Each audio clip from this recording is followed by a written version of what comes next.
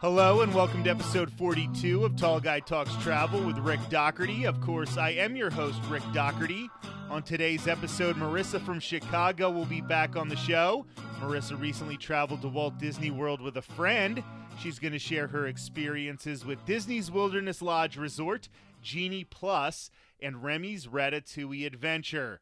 Also, in her never-ending quest to make sure everybody loves Disney's Animal Kingdom, she'll tell us how she turned her friend into a convert. Before we get started, I just want to remind you that I am a travel agent with Ear to There Travel, and I would love the opportunity to help you plan your next Walt Disney World vacation.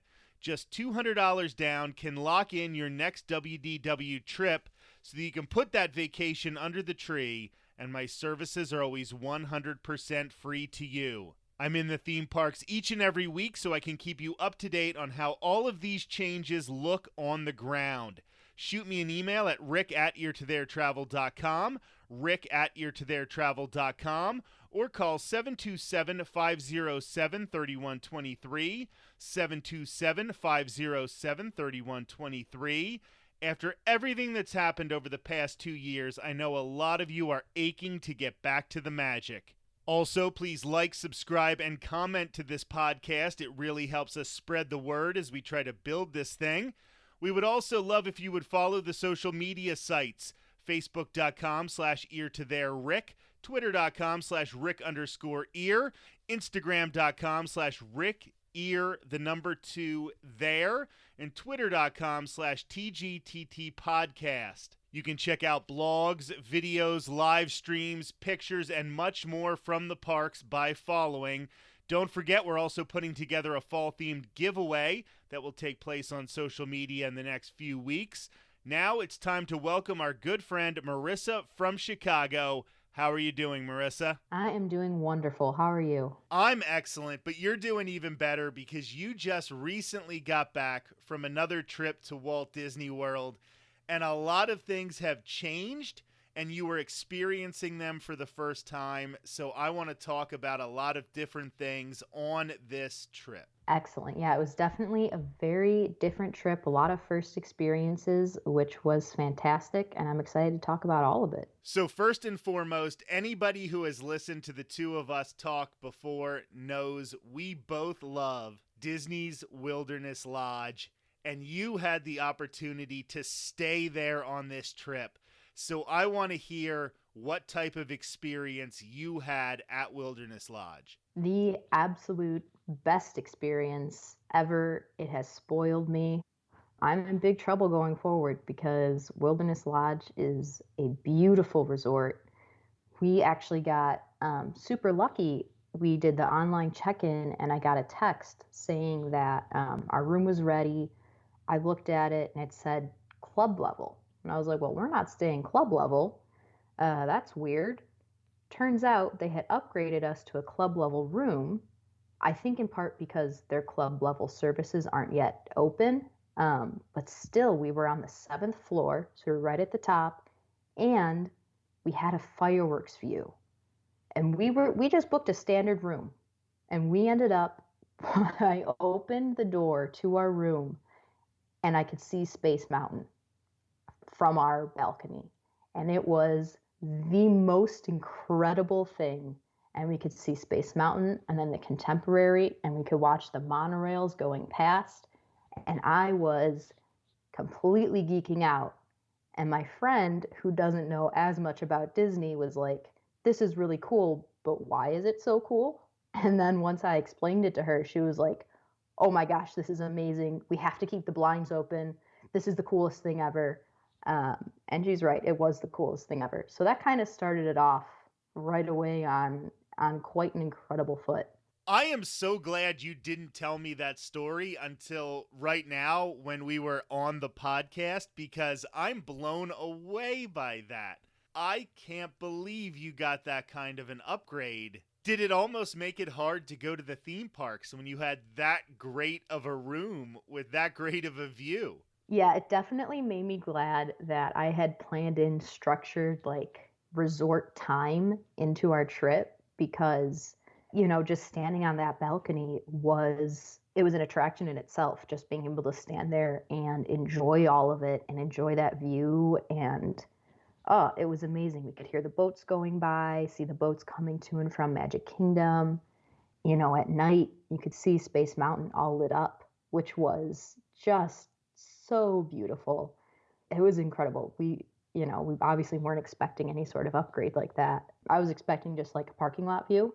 So that was quite the difference. So Wilderness Lodge is not cheap. It's a deluxe resort, and I definitely agree with what Marisa did there. If you are going to put forth the money to stay at one of these resorts, make sure you're taking advantage of it and that you're giving yourself enough time at your resort to really make the most of the extra money you're spending. If you're at the All-Stars, feel free to spend all of your days inside the theme parks. If you're at Pop Century, spend a lot of time in the theme parks.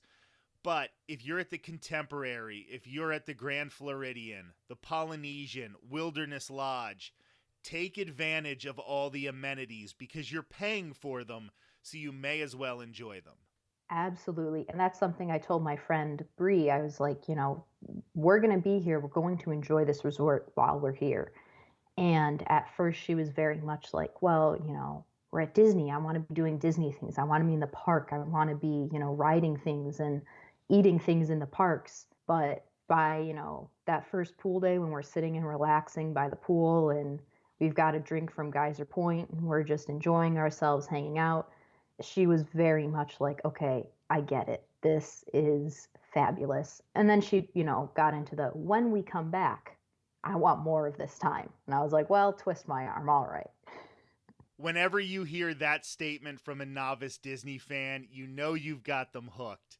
And that is the best feeling for us hardcore Disney fans to know we've really sold it for them. Now we're going to get into the more controversial aspect of your trip because you sprung for it. You did $15 for Genie Plus, and you didn't necessarily have the best experience with it. So why don't you tell me everything about it? Spill that tea. Yeah, so we ended up getting Genie Plus on October 22nd. So it was still very new after it had just been released. And I thought it was our Magic Kingdom day, so I knew there would be plenty of rides. I figured there'd be plenty of opportunities to get lightning lanes. It's a great park to do that. And then, we can wait for Seven Dwarfs. We're not going to buy that ride individually, which ended up being a great decision. I don't think I recommend buying that individually unless it's, Christmas or New Year's Eve or some day that it's going to be insanely crowded.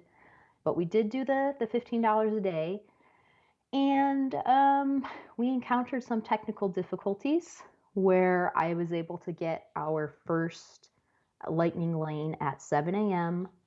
for Jungle Cruise. And then at 9 a.m., because it had been 2 hours, I tried to book another one. And it let me book another one. So I thought, okay, this is good. It didn't tell me we were ineligible. It was fine. I was like, all right, cool. This is all good. It wiped out our Jungle Cruise. So then we lost that. And we ended up just with a 10 o'clock Pirates, which I figured that could be our second ride on Pirates for the day, because usually at the beginning of the day, the line is pretty short if you go right at park opening, which was our plan. So then we had to switch things up a little bit on the fly. But after we booked Pirates, I ended up booking a later one for Haunted Mansion, I believe it was. And so once we got off Haunted Mansion, I was able to book for Splash Mountain. But I wasn't able to get Splash Mountain until over 2 hours later. So I booked Splash at noon, but the time for Splash was like 3. So it was, 2 hours later, I was supposed to be able to book another lightning lane. When I tried to book, it told me I was ineligible. And it kept telling me I was ineligible until I scanned in for Splash. So that was another problem we encountered. After we scanned in for Splash, all the lightning lanes were pretty full, and we weren't able to get another one until was like 7 p.m. for Big Thunder. And that was the last one we were able to do for the day. So it was a bit of a letdown. I actually ended up going to guest services and saying, hey, I just want to let you know this is what happened to us. We've encountered some technical glitches. Do you know why this has happened? Was it user error on our part? Was it a glitch? What happened? And the one lady was really nice, and she was going through it with us, and she told us that the booking the Pirates Lightning Lane didn't actually wipe out our Jungle Cruise. She said Jungle Cruise said we had tapped in at 8:45. Well, the problem with that was that at 8:45, we were on the Voyage of the Little Mermaid. So we were in a completely different area of the park. We hadn't tapped into anything, and I don't know why it said that we used it at that point. She couldn't figure out why it was telling us we were ineligible to book more. We ended up getting told it's just technical errors. We're learning how this works, which they are. This is just what it is. So I think if it goes smoothly, Genie Plus is a good investment, especially for Magic Kingdom when there are a lot of rides. But if you run into technical glitches, it can be a bit disappointing. Personally, I think the only two parks where I would recommend it for somebody on vacation would be Magic Kingdom and Hollywood Studios. As somebody who used it at Magic Kingdom, even though you were getting glitches, assuming that things are working more smoothly now that it's been in operation for a little while now, does that seem to be your opinion as well? Yeah, absolutely. I completely agree with that. I think that, if things are running smoothly, you could get a lot done at Magic Kingdom.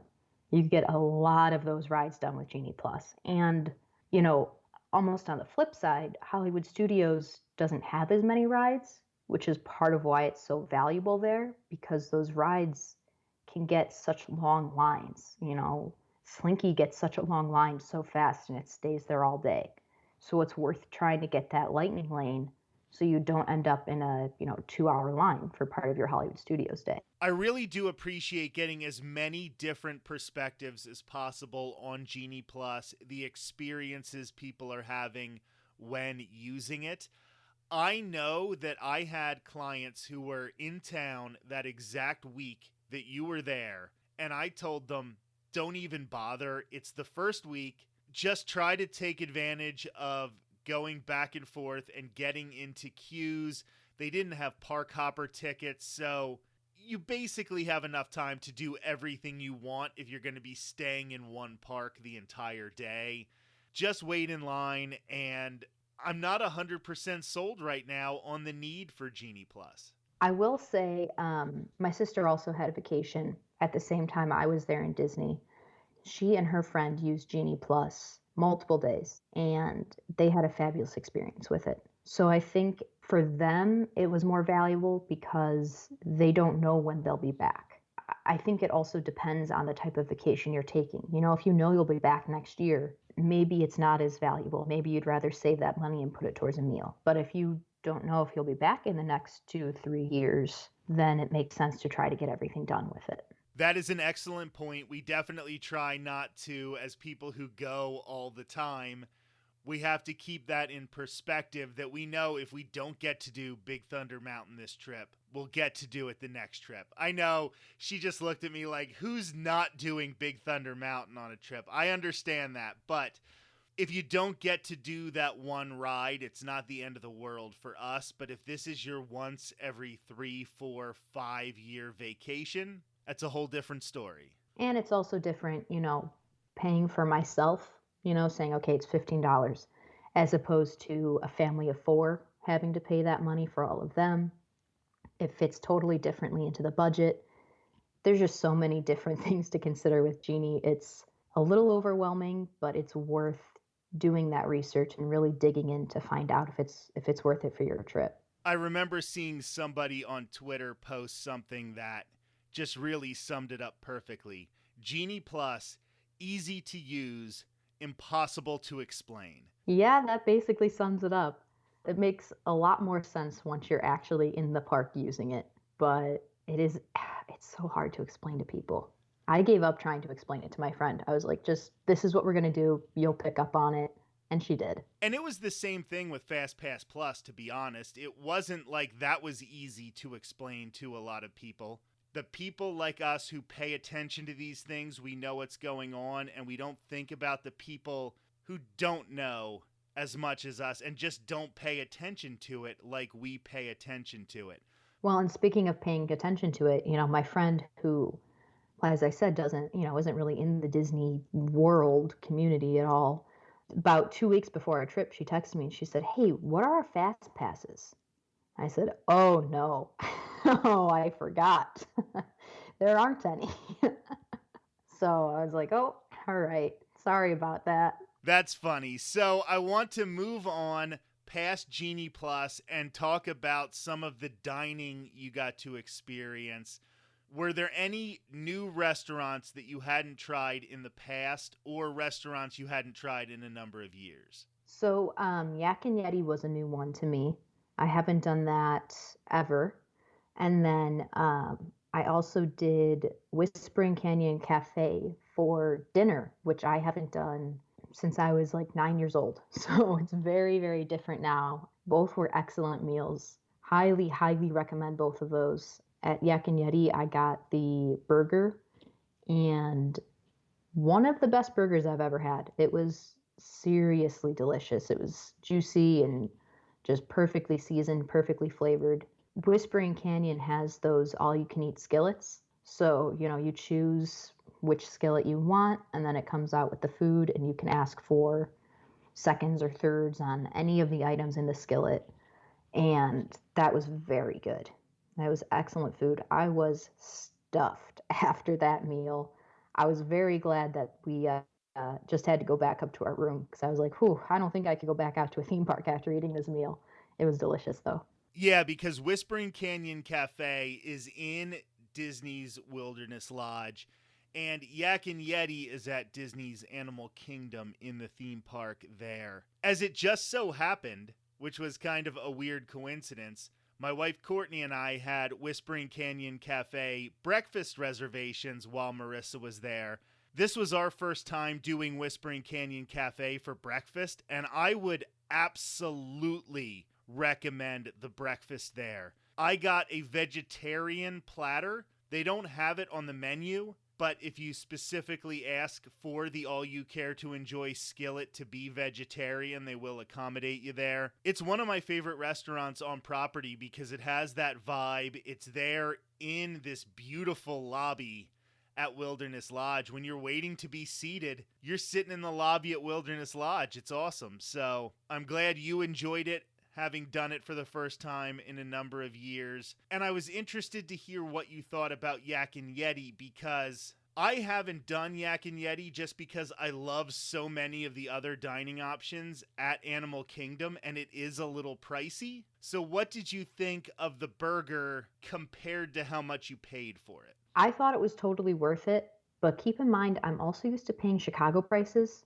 So Disney food prices and Chicago food prices aren't that different, which was something that my friend also remarked on when we were talking about the food. She was like, wow, I was expecting to pay so much more, but it's like going out to dinner at home, which I know isn't the experience for a lot of travelers to Orlando. So that does skew my opinion just a little bit, but I thought it was definitely worth the price. Another brand new thing at Walt Disney World that you have had the chance to experience now, Remi's Ratatouille Adventure. What are you thinking about this brand new ride in the France Pavilion in Epcot's World Showcase? I love it. I think it's such a cute, fun little ride. It's something that I think people of all ages will be able to enjoy and just, sit back and relax and take a little trip through Remi's life through the kitchen and encounter some angry chefs on the way. And it's really an immersive ride, the way that they incorporate the 3D plus some physical effects as well as, the scents in a couple of the scenes. It's really impressive how it all comes together. And I think it's a great addition to Epcot. It seems like people are beaten up on Remi's Ratatouille Adventure on the internet because it's not one of those big e-ticket rides. It's not a thrill ride like Tower of Terror. It's not Rise of the Resistance with 4 different ride systems and all these animatronics. But not everything has to be that much of an event. There can be rides that are just rides that everybody can experience and are a fun way to get you off your feet in a theme park for a little while. Absolutely. And it's also, worth mentioning not every ride has to be a thrill ride. There is an audience for rides that aren't, thrill seekers necessarily who are in Disney. And maybe it's, those families who, you know, weren't really as big on Epcot now have another reason to come because now they have Frozen and Ratatouille, which are great attractions. So I know you are a big, big defender, a big proponent of Disney's Animal Kingdom. I know you were trying to talk your friend into having a better appreciation for the theme park. First of all, before we get into anything else, how did that go? Were you able to sell her on Disney's Animal Kingdom as the best park in Walt Disney World? Listen, when we arrived, she was very set on just going into Animal Kingdom and getting out. I had her rank all the parks before we got into the parks. She ranked Magic Kingdom as number 1, Animal Kingdom as number 4. We're sitting at the airport waiting to catch our flight back home. I had her re-rank the parks. She had Magic Kingdom as number 1, but Animal Kingdom took that number 2 spot, and she was all about it, and I felt very accomplished, very validated. She fell in love with it, and she was sitting there going, man, I can't wait to get back to Animal Kingdom. And I was going, yes, I did it. She sees the value. So it was a success. That mission was a success. What in particular did it for her? The details. When we were walking through the park, pointing out all the little details, all the small touches that go into every single section of that park, pointing out all the care that goes into all the designing of everything, talking about some of the backstories and the conservation nature of everything they do there. It really got to her. And, as we were walking through the parks then, we had a second day in Animal Kingdom, and we're walking through the park, and she's going, oh, look over there. I see this. Oh, I see this. Oh, this totally fits in with this conservation theme. And I'm going, it does. You see, it's great. And she loved just being able to walk, exploring the trails and seeing everything. And we did the jungle trek. And as we were walking through the ruins on the jungle trek, she was looking around going, this is incredible. They didn't have to do any of this, but it looks like you're actually walking through ruins and the animals are here living among them. I was like, you get it. You get it now. That's an awesome story because I love to hear people discovering the things that make us love the theme parks. Disney adults get a bad name sometimes because people think we're just here riding It's a Small World in the teacups, but what we're really doing is experiencing these details, special touches. The Imagineers put all of this work into especially Disney's Animal Kingdom. You can't turn your head without seeing some great theming there. Now, there is something that has been added to Disney's Animal Kingdom that some people don't think has quite the immersive theming as some of the other things. I want to know, did you get the chance to see the show Kite Tales? We did. Honestly, it was so much fun. It's one of those things where it's not some massive technological advancement of a show, but it's cute and it's fun and it's entertaining. And honestly, watching those kites land is the most amusing thing. And if that alone is worth going to the show because they, they look like they're taking quite a dive and it's all on purpose. That's how they want them to land. But, seeing Simba keel over onto his side before he landed, it was very entertaining. And it's just, a show you can sit back and smile and enjoy. And if you don't know anything about Kite Tales, first of all, congratulations that you haven't seen some of the silly videos that have been floating around the internet. It's a cute show. There's a theater set up on the water in Disney's Animal Kingdom where they used to have the Rivers of Light show. Now they have this Kite Tail show. It's kites literally attached to jet skis, and they put on a little show. And like Marisa said, what ends up being funny is when the kites land, they don't necessarily get to control how they look as they fall. And it does create some really meme-worthy experiences. Yeah, definitely. They're not your typical kites that you're thinking of either. They're more like almost like balloon kites, they look like. They're very large. They look like the animated creatures that they're modeled after. And it's a lot of fun watching them go around the water like that. So were there any other things that you experienced for the first time or your friend experienced for the first time that you want to make a special note of at this point? Did something blow her away besides just you really selling Animal Kingdom to her? Did anything impress her? Was it her first time on Rise of the Resistance, or was it her first time doing Mickey and Minnie's Runaway Railway? What were some of the things that you got to see again for the first time through her eyes? So the last time that my friend was there was in 2017. So it was quite a while ago. So there's quite a whole lot of new stuff. So right from the beginning, walking into Pandora and seeing her experience all of that for the first time was a lot of fun. Now, I'm very grateful that she didn't decide to ditch me right then and there after I made her get on Flight of Passage. And she hated every second of it. And I felt so bad.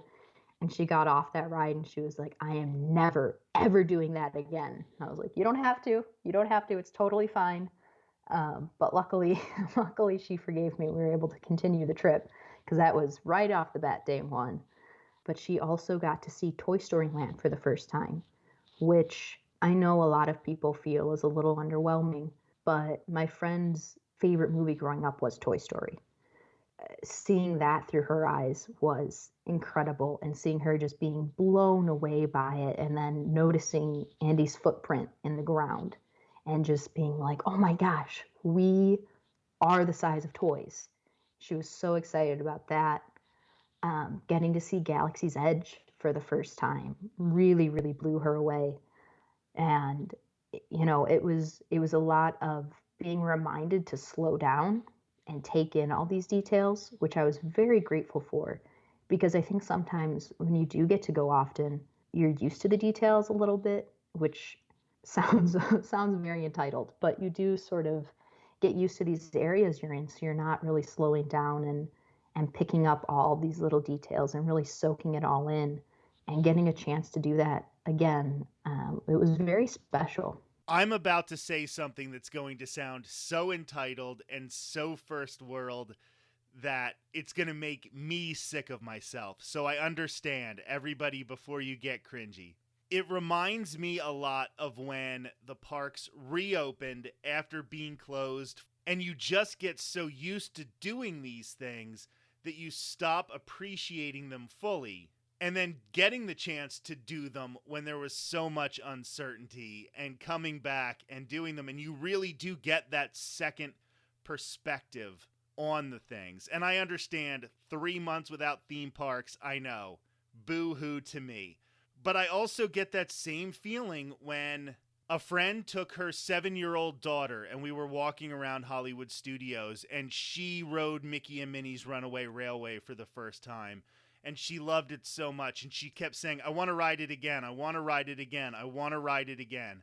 I don't care if it's an hour wait. I don't care. I'll wait for it. I'll wait for it. It's always good to get those experiences and remind ourselves how lucky we are to get to be in these parks as much as we get to be inside them. Yeah, absolutely. And, similar to that Runaway Railway experience, we also did that, and my friend loved it. But we did Rise of the Resistance. And that was one that she initially did not want to do because she had had some bad experiences with some motion, simulator rides, a couple bad experiences with roller coasters at that point. And she was like, I'd be okay skipping it. I don't want it to make me sick. And I was like, no, listen, you have to do it. If you don't like it, I will buy you something. and I will make it up to you. But you need to try it because she loves Star Wars. And I just knew that I would regret it if she didn't try it. So I talked her into it. We get on the ride. I could tell she's nervous. I could tell she kind of isn't really certain of it. The doors open from the transfer vehicle that you're in, the ship you're in. The doors open, and the First Order boards the ship, and her eyes got so wide, and she was just instantly hooked, and she was in. And they were, giving us a hard time, and they're telling her, remember your color, don't forget your color. You have to remember what color you're standing on because that's how you know what vehicle you get into. And then the whole ride and seeing the animatronics and she loved seeing the lightsaber at one point come down through the ceiling. That really stood out to her. And we got off that ride and she went, okay, we need to do it again. I don't care how long the line is. We have to do it again. I'm not leaving until we do this again. I was like, deal. We will do that again. So she loved that. She was smiling the whole time and just absolutely in awe. I had a friend who was taking his 90-plus-year-old parents to Disneyland, and he goes to Walt Disney World a lot, but he was going to Disneyland, I believe, for the first time in his life, and he was taking his parents, and they were just going to be there for a day, and he was like, do you think my parents can do Rise of the Resistance? And I'm like, I don't know, what other rides are they going to do? And he said, well, I know my mom will do It's a Small World. And I'm like, okay, she'll do It's a Small World. Will she do Haunted Mansion? And he goes, I don't think she's going to be able to handle Haunted Mansion. I'm like, if she can't handle Haunted Mansion, I don't think she should do Rise of the Resistance. But then he's texting me from Disneyland. He's like, there's no way I can't let them do this ride. It's too good. I'm going to take them on the ride. I'm going to take them on the ride. And then they absolutely loved it. And they just kept raving on and on about this ride. If you're scared of drops, don't worry about the drop. If you're scared of simulators, don't worry about the simulator. None of the things last that long for them to scare you. There's like one tiny Tower of Terror drop that's not even as bad as any of the Tower of Terror drops. And there's one section that's sort of like Star Tours, but it's not as intense as Star Tours. Almost anyone can do this ride. And almost anyone should do this ride. If you think that there's some aspect of it you might like, I think it's worth giving it a try because chances are you'll walk off that ride loving it. And anybody who rides it and says that they don't like it, I think they're being too hipster for the room, honestly. It's just too good. I truly do think that most people who are like, oh, it's not that good of a ride, went into it already holding that belief. And so then they conformed the ride to that belief because it's spectacular. There's really no two ways around it. So those of you listening probably don't realize that Marisa and I have both been fighting off some sort of weird coughs and sneezes. No, it's not anything pandemic related, but this wasn't the easiest podcast for us to get through, however. So I want to thank you not only for being on the show, but also for braving it out through the coughs and through the sneezes. And I really appreciate you being here always. Thank you. I always love being here. I'll brave any coughs. It's a lot of fun. Thanks for letting me come on and talk about my trip. It was a lot of fun, and it's always fun reliving the trip when you get to talk about it. So thank you. And God bless the mute button. Amen to that. Just a reminder, as Black Friday is approaching, to book your next Walt Disney World vacation, shoot me an email at rick@eartotheretravel.com, rick@eartotheretravel.com, or call 727-507-3123, 727-507-3123. My services are always 100% free to you, and just $200 down can lock in that trip to put under the tree. This has been episode 42 of Tall Guy Talks Travel with Rick Doherty. Even though next Thursday is Thanksgiving, we will still have a brand new episode for you. Sarah from Seattle will be joining me, and we'll be discussing all of the things Disney related for which we are thankful. Until then, have a great week.